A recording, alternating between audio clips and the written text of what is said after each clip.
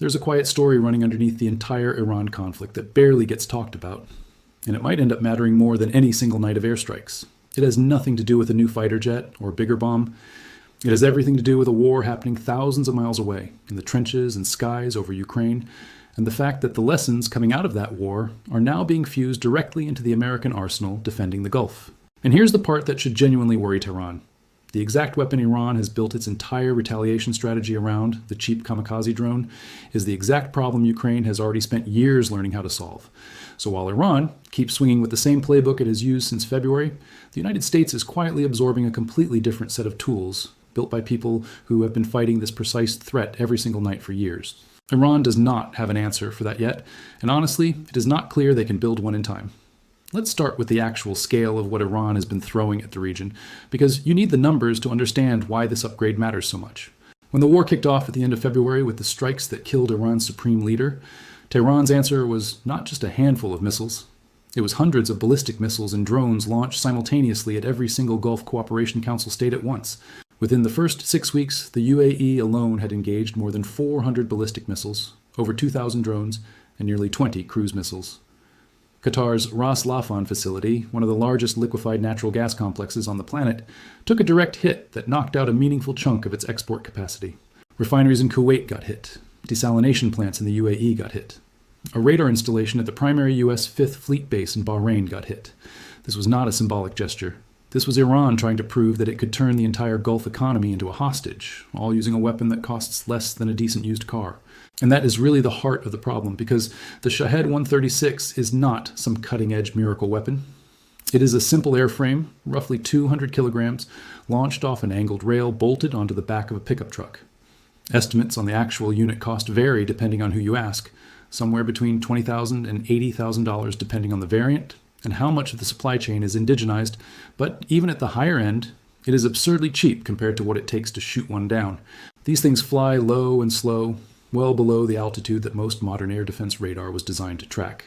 Because for decades, the entire architecture of Gulf air defense was built around stopping fast, high-altitude ballistic missiles, not a lawnmower engine puttering along a few hundred feet off the ground.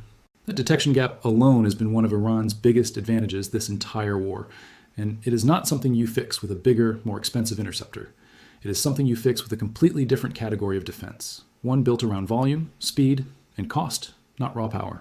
And that brings us to the number that should genuinely terrify anyone doing the Pentagon's budget math. A single Patriot PAS-3 interceptor runs somewhere around $4 million. A THAAD interceptor is closer to $12 or $13 million. Compare that to a Shahed that might cost Iran $50,000 to build, and you get a cost-exchange ratio that is almost comically lopsided. Analysts have compared it to using a Ferrari to intercept an e-bike, and that is honestly a generous way to put it. During some of the heaviest exchange periods early in the war, estimates put the UAE's interception costs at somewhere around $1 billion a day, just to knock down a wave of attacks that Iran spent a small fraction of that building in the first place. For every single dollar Iran spent launching drones at Gulf targets, defenders were reportedly spending somewhere between $20 and $28 just shooting them down. That is not a sustainable equation for anybody, no matter how deep your pockets are, because eventually you run out of interceptors faster than the factories can build new ones, and Patriot missiles can take more than 2 years to manufacture from order to delivery. Iran, by contrast, can apparently produce hundreds of Shaheds a month, and even after strikes on its primary drone manufacturer, it has shown the ability to disperse production across multiple facilities, including some built underground specifically to survive exactly the kind of bombing campaign we have watched play out for months. So that is the trap Iran has been counting on this entire time. Force the United States and its Gulf partners into an economic war of attrition where the defender is always paying more per engagement than the attacker, and eventually either the money runs dry, the interceptor stockpiles run dry, or the political will to keep footing. That bill runs dry first. It is a genuinely clever strategy on paper, and for a while it looked like it might actually work.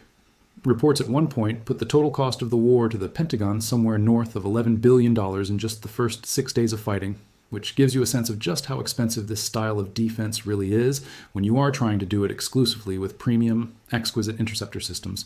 Here is where Ukraine enters the picture, and here is why this is the twist that Iran genuinely did not see coming.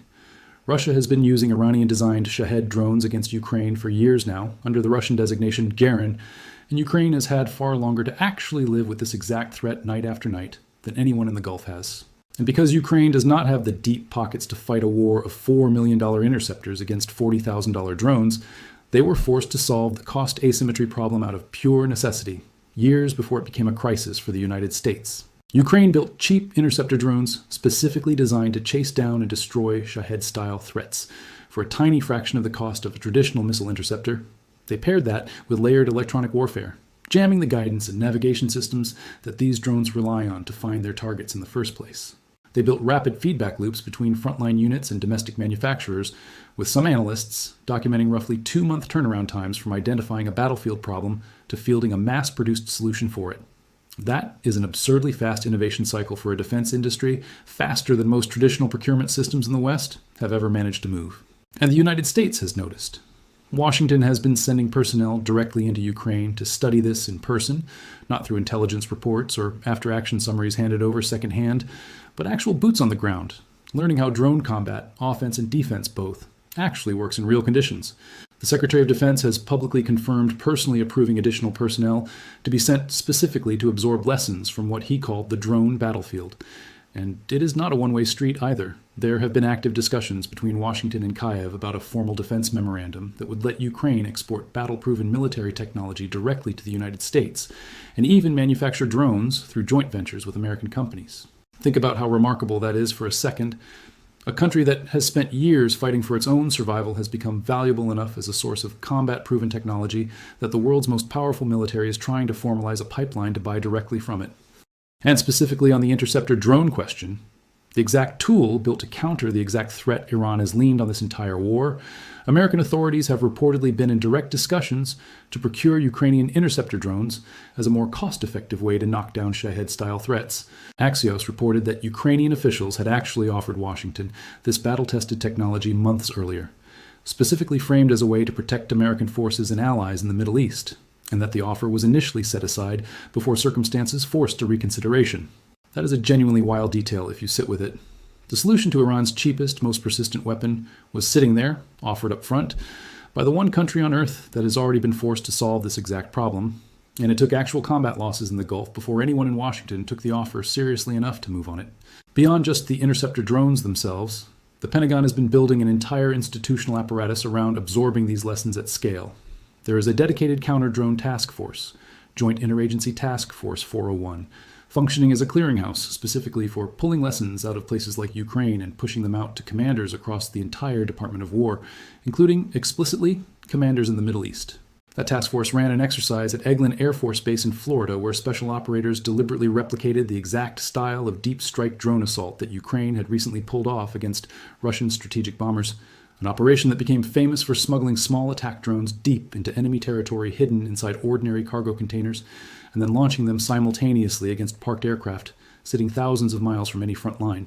Defenders in that Florida exercise were counter-drone specialists pulled from across the entire U.S. military, given a week of training on systems built specifically to stop exactly that kind of attack.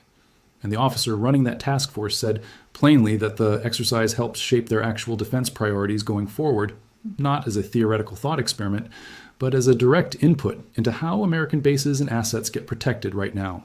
There's also a broader push happening separate from anything Ukraine-specific. A Pentagon program explicitly called Drone Dominance, committing roughly $1 billion over 2 years toward acquiring more than 200,000 small drones by 2027. As recently as a few months ago, the United States had effectively 0 dedicated FPV attack drones in its inventory, and now the Marine Corps alone is already fielding several thousand of them, a number that is still tiny compared to what a single Ukrainian brigade might burn through in a single week of fighting, but a genuinely dramatic shift from a standing start. And crucially, that program is not just about offense. A meaningful chunk of the doctrine being built around it directly addresses the counter-drone problem, because the same low-cost, mass-producible airframe that makes a great offensive weapon can also be adapted into a cheap interceptor, which is precisely the category of technology Iran has no real defense against, because Iran's entire strategy depends on the assumption that anyone trying to stop a Shahed has to spend millions of dollars doing it. Now, let's actually walk through why flipping that cost equation is such a devastating blow to Iran's entire war doctrine, because this is not a minor tactical adjustment. It is a structural attack on the exact strategy Tehran built this whole retaliation campaign around. Iran's bet from day one has been simple: force the US and its partners into paying an unsustainable premium every single time they defend against an attack, and eventually the economics collapse before Iranian resolve does. That bet only works if the defender is stuck using exquisite, expensive interceptor systems every time. The moment you introduce a cheap counter-drone layer, something that costs tens of thousands of dollars instead of millions, built specifically to chase down and kill low, slow-moving threats like the Shahed, you have effectively pulled the floor out from under Iran's entire cost asymmetry strategy. Instead of a $4 million Patriot going up against a $50,000 drone, you now have something much closer to a fair fight, cheap interceptor against cheap attacker. And in that fight, the side with better production loops, better electronic warfare, and more combat experience against exactly this threat wins. And right now, that side is not Iran. Think about the layered defense picture that CENTCOM has actually had to run in the Gulf over these past several months. Prince Sultan Air Base in Saudi Arabia, one of the primary forward operating locations for the entire theater, has absorbed repeated Shahed swarms of 30 to 50 airframes per wave, with multiple waves rolling through across 72-hour windows. The existing layered architecture, combining Patriot batteries, THAAD systems, and shorter-range systems like Stinger and CRAM installations, has actually performed remarkably well in terms of raw interception percentage, reportedly knocking down somewhere between 87 and 93% of incoming threats per wave. But here's the brutal math hiding inside that impressive-sounding number. At saturation volumes above 40 drones in a single wave, even a 90% success rate still means 4 or more drones get through on every single salvo. And as interceptor stockpiles get strained by exactly that kind of sustained volume, commanders have had to start implementing tiered engagement protocols, essentially rationing the expensive interceptors for the biggest threats and hoping the shorter range, lower cost systems can handle the rest. That is precisely the kind of strain a cheap, mass-producible interceptor drone layer is designed to relieve, because it gives commanders a genuinely affordable way to handle high-volume, low-altitude threats without burning through a limited stockpile of multi-million-dollar missiles every single night. And this is where the electronic warfare piece becomes just as important as the physical interceptors themselves. A huge part of what Ukraine has perfected over years of fighting this exact threat is jamming the navigation systems these drones rely on to actually find their targets in the first place. A Shahed relies heavily on satellite navigation to make its final approach. And if you can degrade or spoof that signal at the right moment, you can send an incoming drone wildly off course before it ever gets close enough for a kinetic interceptor to even need to engage it. That is a layer of defense that costs almost nothing per engagement compared to a missile. And it is exactly the kind of capability that gets significantly more effective the more real-world data you have on how a specific adversary's drones actually behave under jamming. Data that Ukraine has been accumulating in enormous volume for years against the exact same family of weapons Iran is using right now. When American forces sit down with Ukrainian operators and engineers to actually absorb how that jamming doctrine works in practice, they are not starting from theory. They are importing years of hard-won combat-tested knowledge against the literal same drone family currently threatening Gulf bases. There is also a manufacturing and innovation culture lesson buried in all of this that might actually matter just as much as any specific piece of hardware. Ukraine's defense industry has developed a genuinely unusual ability to take a problem identified on the front line and turn it into a mass-produced solution within a matter of weeks, not years. That speed comes from a combination of factors: a vibrant domestic tech and manufacturing sector, unusually fast and flexible procurement processes built out of pure wartime necessity, and frontline units that are directly plugged into the development process instead of waiting on a slow-moving bureaucratic requirements document to work its way through a traditional defense contracting pipeline. American defense veterans who have spent time studying this system have specifically pointed to that innovation culture, not just the individual drones themselves, as the thing worth importing, because a single piece of hardware becomes outdated the moment the adversary adapts to it, but an institutional ability to rapidly identify a problem and field a fix within 2 months is a durable advantage that keeps paying off for the entire length of a conflict. Now, is any of this a perfect instant fix? Absolutely not. And it is worth being honest about the friction involved in actually transplanting this kind of system into American defense culture. There are real structural obstacles here. Defense contractors in the United States frequently retain tight control over maintenance data, software, and diagnostics for the systems they build, which limits how much units in the field can modify or repair their own equipment on the fly, the exact opposite of the decentralized, unit-level innovation culture that has made Ukraine's adaptation cycle so fast. Colonel-level officers who have actually deployed these early systems have been candid about how far behind the starting point still is, noting that barely more than half a year ago, the United States had essentially 0 dedicated FPV attack drones in its force structure at all. That is not a criticism meant to dismiss the progress. It is a reality check on how much runway is still needed before this becomes a fully mature capability across the entire force, rather than a handful of pilot programs and task forces. But here is why even a partial imperfect version of this upgrade still represents a genuine problem for Iran's entire strategy. Iran does not need the United States to achieve a perfect counter-drone system overnight. Iran needs the cost asymmetry that its whole retaliation doctrine depends on to hold roughly steady, because the entire bet only works if defending against a Shahed keeps costing dramatically more than building one. The moment that gap starts closing, even partially, the math that made this strategy attractive in the first place starts falling apart. If commanders in the Gulf can start intercepting a meaningful percentage of incoming drone waves using systems that cost tens of thousands of dollars instead of millions, freeing up the expensive Patriot and THAAD interceptors for the genuinely high-value ballistic missile threats they were actually designed to counter, then Iran's entire theory of victory through economic exhaustion starts to look a lot less credible. And once that theory stops looking credible, the political and military logic behind continuing to launch these expensive, resource-draining drone waves night after night starts to break down too, because Tehran is also not producing these things for free. Every Shahed that gets intercepted cheaply instead of expensively is still a Shahed that Iran spent real money and real production capacity building. Capacity that is not infinite either, especially with facilities that keep getting struck and forced to disperse into smaller, less efficient underground locations. It also helps to put this interceptor cost problem next to a couple of other numbers floating around the broader air defense world right now, because they show just how universal this exact crisis has become, not just for the United States, but for basically every advanced military currently facing a drone-heavy adversary. Israel's Iron Dome system uses a Tamir interceptor that runs somewhere in the range of $40,000 to $50,000, already dramatically cheaper than a Patriot or a THAAD round, and even that price point has been described as a hefty ongoing cost once you add up every layer of the system across a sustained campaign. Meanwhile, newer directed energy systems like Iron Beam have been floated as a genuinely radical next step, with some estimates putting the cost per engagement down in the range of a few dollars per shot once the system is fully operational, because you are burning electricity instead of an expendable missile body. That is the direction this entire category of defense is heading, away from expensive, one-time use interceptors and toward cheap, repeatable, high-volume answers, to a threat that shows up in cheap, repeatable, high-volume waves. The specific tools differ, an interceptor drone here, a jamming pod there, a laser system somewhere else, but the underlying logic connecting all of them is identical, and it is the exact logic Ukraine has been forced to master faster than anyone else on the planet because it never had the luxury of fighting this war any other way. It is also worth noting that the Pentagon's broader push here has not been without its own bumps, and it would be dishonest to pretend this transition has been smooth. Programs explicitly designed to rapidly field large numbers of low-cost autonomous systems, efforts sometimes grouped under initiatives with names like Replicator, have reportedly fallen well short of their original production targets, missing certain early goals by what some analysts have described as an order of magnitude. That is a meaningful gap between ambition and delivery. And it is a useful reminder that simply announcing a billion-dollar program or a new task force does not instantly translate into thousands of combat-ready systems showing up at a base in the Gulf the following month.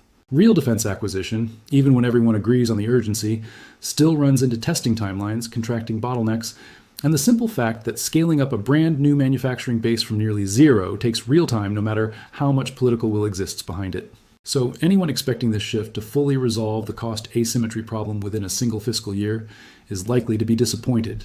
And Iran's own planners are almost certainly watching these same production numbers just as closely as anyone tracking this from the outside. There is also a broader signal buried in all of this about how modern warfare is actually evolving.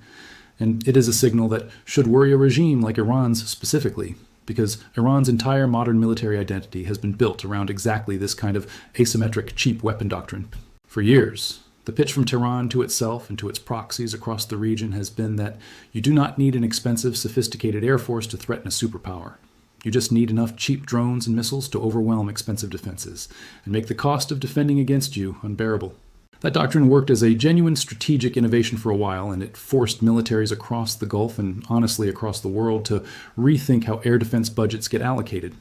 But the entire premise of that doctrine depends on the defender staying stuck in an old, expensive paradigm. The moment the defender's own innovation cycle catches up, borrowing directly from a country that has already been forced to solve this exact problem under even more brutal, sustained conditions than anything Iran has managed to inflict on the Gulf so far, that asymmetric advantage stops being asymmetric at all. It just becomes a fair fight, And in a fair fight between cheap systems, production capacity, quality of engineering, and depth of combat experience against the specific threat in question end up mattering far more than raw resolve or ideological commitment to continuing the campaign. It is also worth pointing out the almost poetic irony sitting at the center of this entire story. Iran essentially built and exported the technology through its Shahed drones supplied to Russia that then forced Ukraine to become the world's foremost expert in defeating that exact category of weapon. Years of Russian Garin attacks, powered by Iranian-designed airframes, drove Ukrainian engineers and frontline units to develop the cheap interceptor drones, the layered jamming doctrine, and the rapid production cycles that are now being handed over, directly or indirectly, to the very alliance currently trying to defend against the original Iranian design in the Gulf. Iran effectively trained its own future opponent's best countermeasure by handing its weapon to Russia in the first place. That is not a coincidence anyone in Tehran could have planned around. And it is exactly the kind of unintended consequence that shows up when you build your entire military export strategy around proliferating a weapon as widely as possible without fully accounting for how quickly your adversaries can learn from watching someone else get hit by it first. So where does this actually leave things strategically? I think the honest read is that this is not a single dramatic turning point you can point to on a calendar the way you might point to a specific night of airstrikes, but a slow, compounding shift that changes the shape of this entire conflict over the coming months, rather than instantly. Every additional interceptor drone fielded, every additional jamming system integrated into a base's defenses, every lesson absorbed from operators who have already lived through years of exactly this threat, chips away a little more at the specific advantage Iran has been counting on this entire war. And, unlike a missile stockpile, which can be rebuilt or replenished on a predictable timeline, an innovation and adaptation gap is much harder to close once it starts widening, because the side falling behind has to catch up on both the hardware and the underlying culture of rapid iteration that produced it in the first place. Iran can keep building more Shaheds. Iran can keep dispersing production into more underground facilities.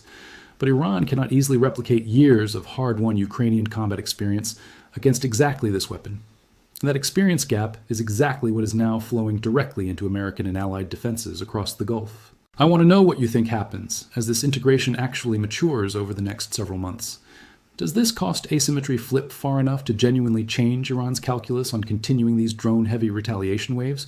Or does Tehran simply adapt again the way it always has, pushing toward more autonomous, harder to detect variants to try to restore its advantage before the gap closes completely? Drop your take in the comments, because this is exactly the kind of story where the technical details end up mattering just as much as the headline events, and I would genuinely like to hear how you are reading the trajectory here. If breakdowns like this help you actually see the parts of this conflict that do not always make the front page, go ahead and subscribe, because this is a story that is going to keep developing quietly in the background even when the nightly strike headlines slow down. And if you know someone who has been asking why this war seems to keep dragging on despite the constant drumbeat of airstrikes, send this their way. Because the actual answer has as much to do with interceptor economics and drone innovation cycles as it does with any single bomb dropped on any single night. There is one more piece of this puzzle worth sitting with, because it shows that Ukraine's contribution to this shift is not limited to drones and interceptors. It extends to how an outgunned force learns to fight a technologically comparable adversary in the air as well, and that lesson has direct relevance to how Gulf partners and American planners think about Iran's own dwindling air power. Ukrainian F-16 pilots, flying jets that were only recently introduced into their inventory, have already managed to score confirmed air-to-air victories against Russian fighters, aircraft that on paper belong to a broadly similar generation of technology. What made those victories possible was not some overwhelming platform advantage.